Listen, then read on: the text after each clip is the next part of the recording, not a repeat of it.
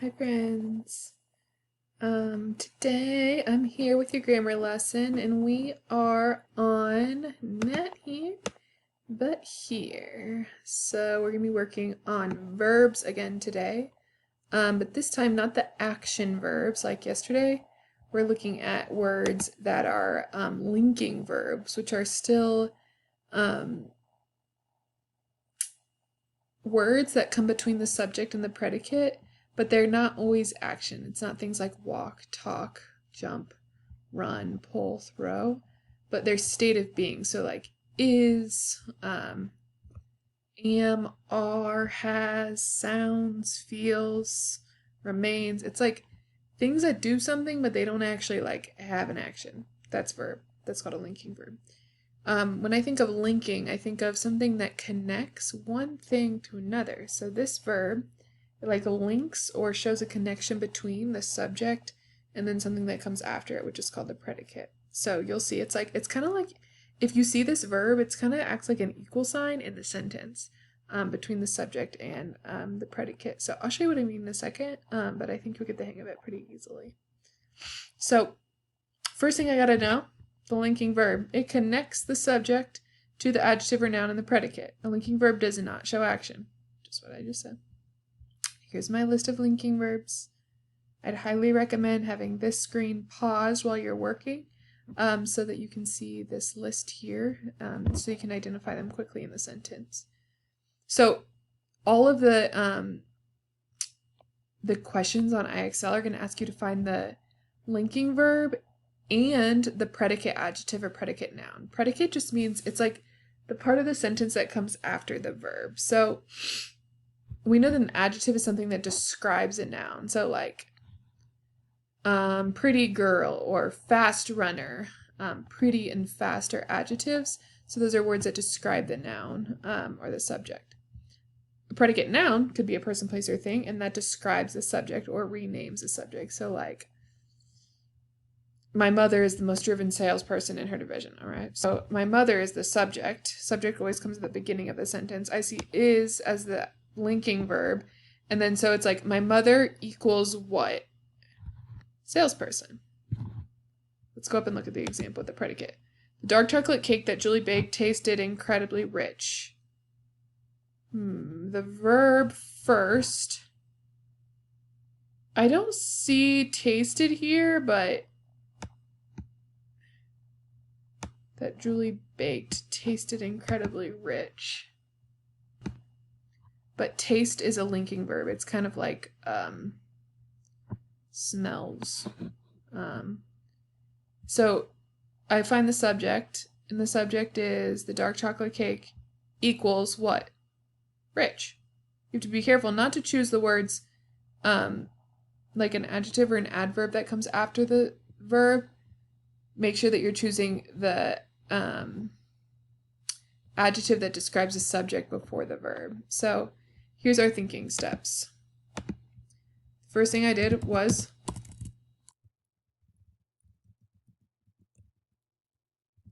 find the subject. That's going to be the beginning of the sentence. Next, find the verb. This time it's the linking verb. It's going to come after the subject. Sometimes there's words in between, but you get the gist. After that, I find the linking verb, and then I ask myself,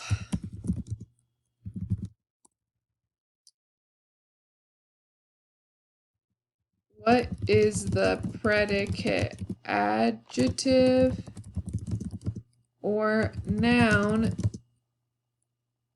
that describes the subject? So like this, if you're good at math, subject equals what? That's going to be your predicate noun or adjective. Okay? It's easy to find a linking verb because usually they're going to be off of the list that I have up here. And then you know that the predicate adjective or noun is always going to come after the verb. So you have to look after it in the sentence. And ask yourself, subject equals what? Let's try a few together. I think you'll get the hang of it. Okay. I'm going to keep these up here so that we can have them to reference. I'm hot today. All right, sentence number 1, it says, due in part to the influx of gold seekers during the Klondike gold rush of 1896 to 1897, Seattle became a thriving metropolis.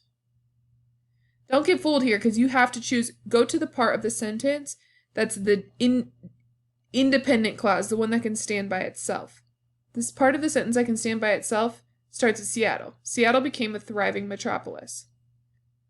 So within this sentence, I'm looking first for the linking verb. The subject is Seattle. The verb's always coming after Seattle. Became. Let me check my list over here. Oh, I see become. Nice. So became is going to be my linking verb, and now I have to look for the predicate, noun, or adjective that comes after became.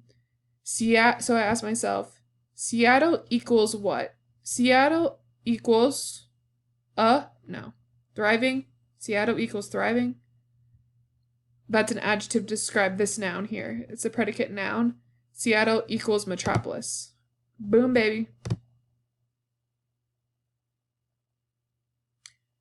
I didn't mention this in the beginning. Okay, so if there's a dependent clause, ignore. Go to the part of the sentence that can stand by itself. Then, find the subject. Find the linking verb. Find the predicate, adjective, or predicate noun. After weeks of unending rain, that's a dependent clause. Pretend it's not there. Here I go. The sensation of morning sunshine on Tristan's face felt invigorating. Invigorating? You ask what that means. It must be a positive word because sunshine's positive. So, it must feel good. First, I'll look for this. If you don't want to look for the subject first, that's okay, because sometimes they get a little tricky and long. But I can find the linking verb, and let's look over here. Do I see... Oh, I see feel.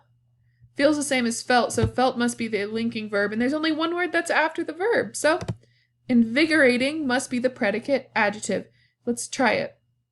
Subject equals invigorating. The sensation of morning sunshine equals invigorating. Check. It works. We'll do one more together. After the searing moment, the first searing moment, blah, that's a dependent clause, so I'm not even going to make, that's not even going to be a part of my analysis. Submersion in a hot tub feels soothing. Trying to trick you. Submersion in a hot tub is the full subject, but the noun in there that matters is submersion or going under. A lot of people have done the vocab sub means going under. I've seen a lot of people work on that on Excel. So submersion, going under the water, feels soothing. Okay, we've got the subject submersion. The verb feel, feels. There's only one word after it. So soothing must be the predicate adjective. Click it. Boom, bashakalaka. All right, I'm going to leave you to it. Good luck.